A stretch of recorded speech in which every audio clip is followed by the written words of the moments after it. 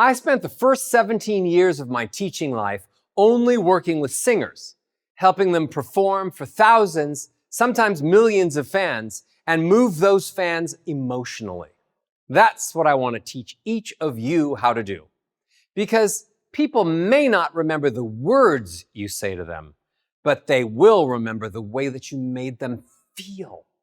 The best way to achieve this is to understand about the 5 building blocks of voice. If you're interested in motivating people into taking action, then listen carefully. Think of yourself as a master chef, and you only have 5 ingredients to cook with. The way you mix and combine them will determine if your food is amazing or not. It's the same way with voice. You have 5 key sound elements to play with to make your audience like you, believe you, remember you, and hopefully invest in you. You have pitch, pace, tone, melody, and volume.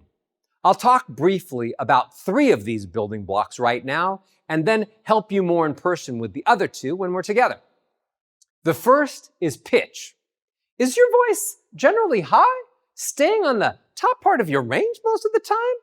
If so, though you might think it's pretty or gentle or non-threatening or calming, unfortunately, it's sending a message to your listeners that you're potentially weak and powerless. And that's not the way you want to come across. If you sound high-pitched, like I'm demonstrating right now, you need to mix it up. Make sure that you go down lower in the range sometimes. Hit some of those bassy, stronger, lower notes in chest. Add them in any place in your sentences, and you'll see and feel how people suddenly react differently to you. They take you more seriously, and that'll really boost your self-confidence and power. Sometimes high, sometimes low. The second building block is melody. When you listen to someone speak, they sound as if they're a piano only with one note, staying on this one note all the time, word after word. This is called monotone, and it bores the heck out of everyone that hears you. It's boring me now. No matter how great your ideas are, still boring. You might say to yourself, that's not me, Roger, I don't speak in a monotone, but I bet each and every one of you do this a lot more than you think. You might start out strong, have a couple of notes in the sentence, and then all of a sudden get to the end of the sentence and then go down. You might have a couple of notes where you stay on one note for a while, and then when you want to make a particular point, you go to another note. So you're like talking like this and saying, well, I don't want to be boring, and then you go right back down to the note that you feel safe. The problem with being monotone, or almost monotone, talking in mostly one note and then just going to another note here and there, is that when people think they know what you're going to sound like next, they think they know what you're going to say next. And when that happens, they just tune you out and stop listening to you.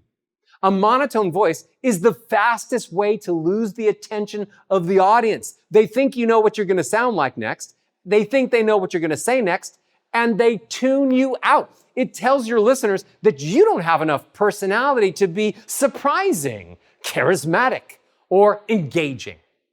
So here's a very simple way to make melody your absolute new best friend.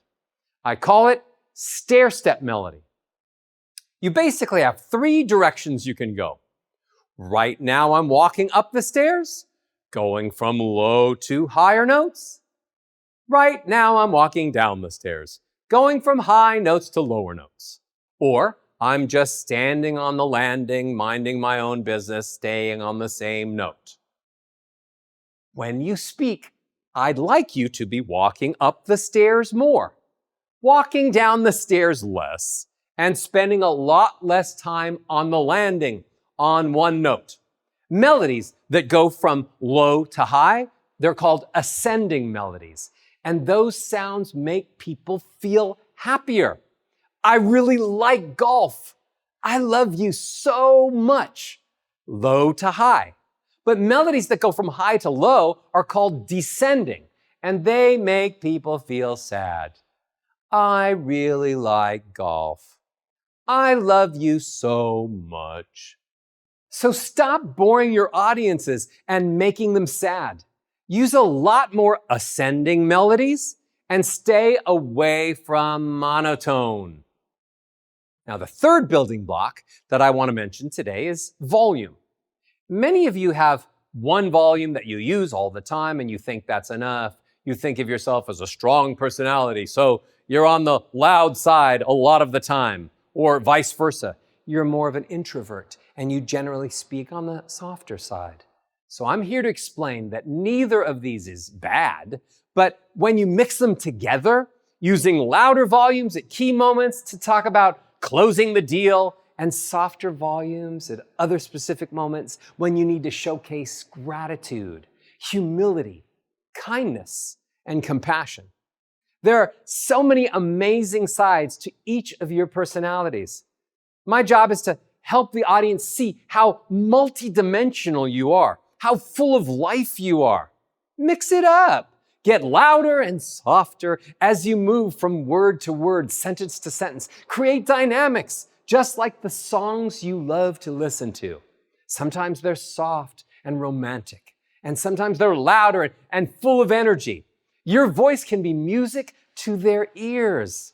They may not remember the words, but they will remember how you made them feel.